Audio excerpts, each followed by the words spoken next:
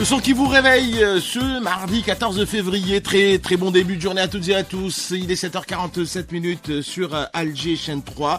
C'est le moment de retrouver Maryam Abdou pour votre chronique internationale. Et on va parler ce matin de la base navale russe sur les côtes soudanaises. Monsieur Oleg Nesterenko, merci d'être avec nous. Les autorités soudanaises ont approuvé un accord pour la création d'une base navale russe à Port-Soudan. En quoi consiste cet accord, monsieur Oleg Nesterenko ?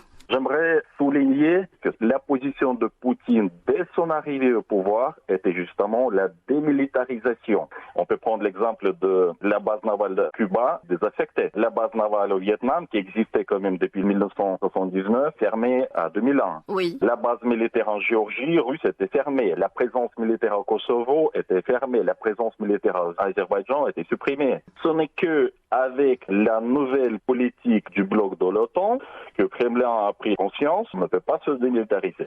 Donc la base dont on parle aujourd'hui à Soudan, ce n'est que la suite logique de la réflexion du Kremlin.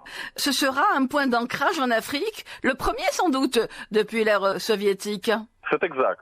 Il faut dire que la Russie n'est pas le pionnier dans le domaine. Sur la mer Rouge, nous avons déjà les bases à Djibouti. On peut dire que la mer Rouge et le golfe d'Aden, il est contrôlé par les USA et par l'Europe. La France, le Royaume-Uni, l'Allemagne, l'Espagne, l'Italie. Après, il y a le Japon également.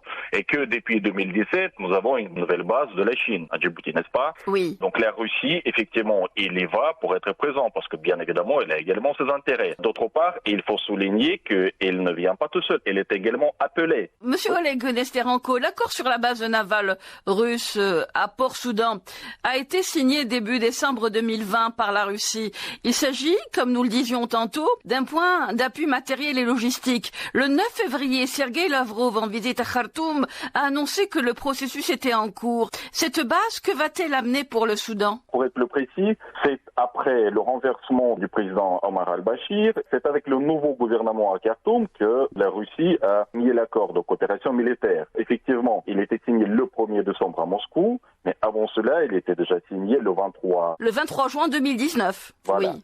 C'est à Khartoum, et seulement après, le 1er décembre 2020, après l'annonce officielle par Poutine, c'était signé à Moscou. Et maintenant, qu'est-ce que ça apporte au Soudan? Il y a un port qui doit être construit par les Russes à côté du port commercial du Soudan. On sait qu'il y a une présence, initialement c'était prévu gratuite pour 25 ans, et avec la possibilité de renouveler le contrat à chaque 10 ans. En plus des 4 navires, également les sous-marins. Après le personnel, 300 personnes, et utilisation de l'espace aérien soudanais, ce qui n'est pas négligeable. En contrepartie, effectivement, il y a la construction aux frais russes de la base, qui à terme restera quand même au Soudanais. Il est prévu qu'il y a livraison gratuite des armements et du matériel pour l'armée soudanaise. Il ne faut pas négliger que le Soudan, c'est le deuxième partenaire russe au niveau de l'achat d'armement. Le nouveau accord prévoit qu'au lieu de payer, le Soudan recevra une grande partie du matériel militaire gratuitement. Merci beaucoup, monsieur.